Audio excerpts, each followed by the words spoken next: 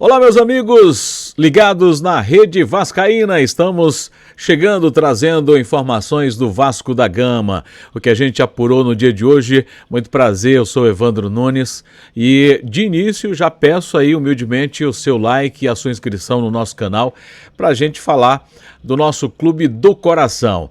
Vamos abordar alguns assuntos importantes aqui, definido o adversário do Vasco da Gama na Copa do Brasil, na próxima fase, definido também quem vai enfrentar, né, quem vencer entre Vasco e Del Valle. Já conhecemos aí o possível adversário do Vasco da Gama, mas tem que passar pelo Del Valle, né, a situação realmente complicada. Tem informações sobre a situação do Payet, do Coutinho e da janela de transferência. Será que dá? Será que o Vasco vai contratar?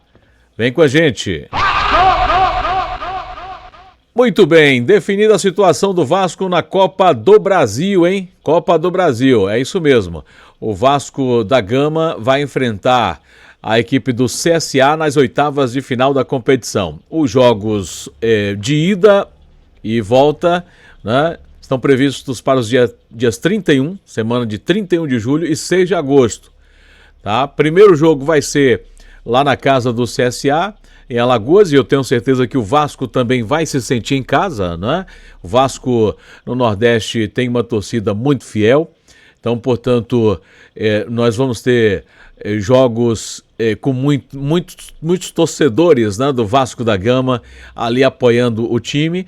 E no jogo de volta, dia 6 de agosto, em São Januário, a gente já sabe da festa que a equipe, que a torcida do Vasco faz com a sua equipe em campo.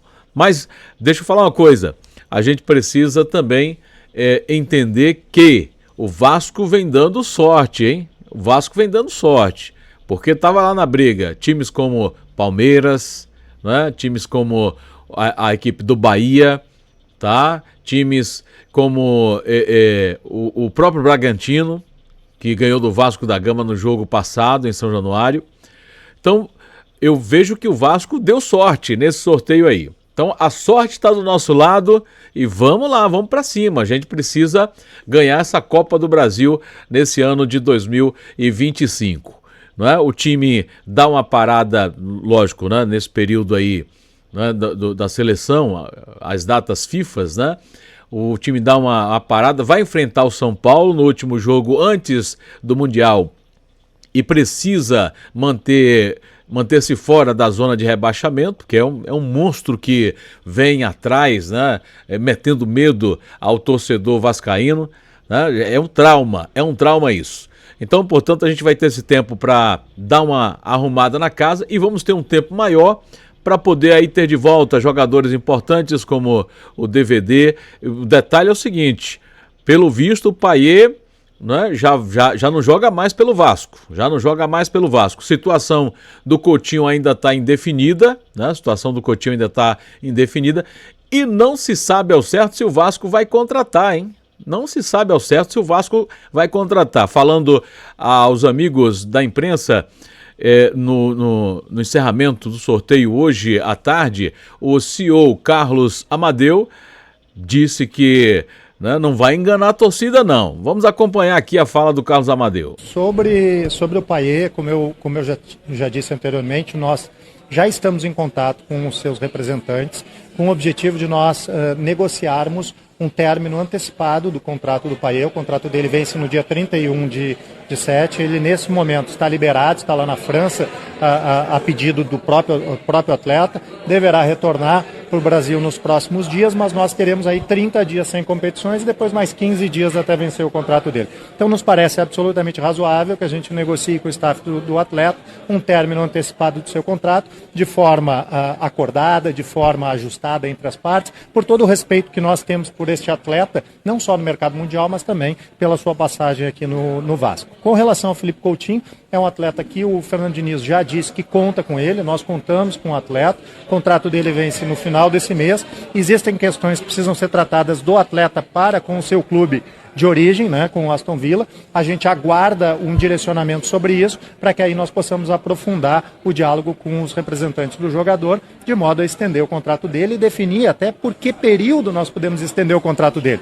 Porque para a gente definir isso, a gente precisa ter a clareza quanto à definição do que acontece com o seu clube de origem. A gente já tem um trabalho conjunto que tem sido feito pela comissão técnica, com a gestão técnica, com a área de scouting, onde o perfil de atletas e as posições que a gente necessita já estão definidas. O trabalho tem sido realizado, está sendo mapeado todo o mercado para isso, né? Então nós já temos um ou outro diálogo, uma ou outra consulta sendo realizada, né? Para que a gente possa, no momento oportuno, aprofundar essas negociações e chegar, quem sabe, a conclusões positivas, reforçando o nosso elenco para a segunda parte da temporada. Agora, é importante dizer, a gente precisa ser transparente com o torcedor do Vasco, que o clube vive esse momento um processo de recuperação judicial. A gente já falou todas as circunstâncias que nos trouxeram até aqui, todos os eventos que aconteceram ali atrás, que fizeram com que a gente esteja nessa situação econômica bastante sensível, né? É importante dizer, todos os nossos compromissos correntes estão sendo pagos rigorosamente em dia, então nós estamos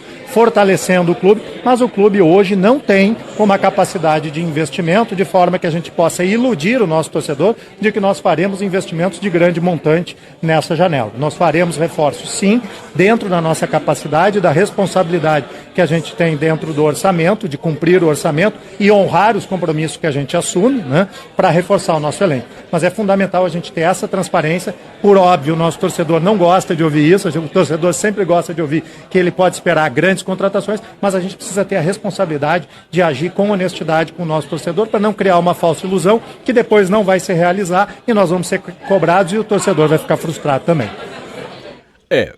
Se for falar em matéria de frustração, o torcedor do Vasco anda frustrado por vida, né?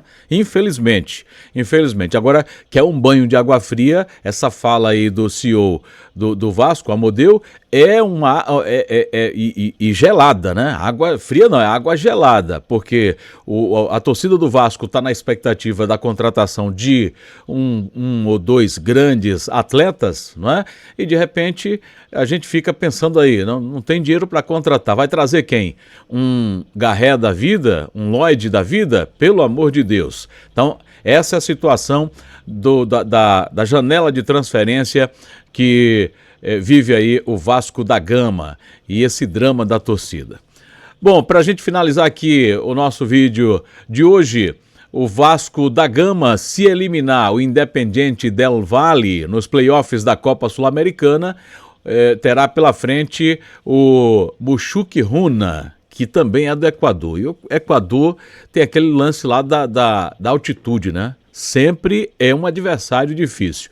Mas o Mushuc Runa é uma equipe que surpreendeu na fase de grupos da competição, registrando a melhor campanha entre todos os participantes, hein? Foram 5 vitórias, o empate fez 16 pontos. 16 pontos. Apesar de ser vice-lanterna no Campeonato Equatoriano, o clube teve um desempenho impressionante na Sul-Americana.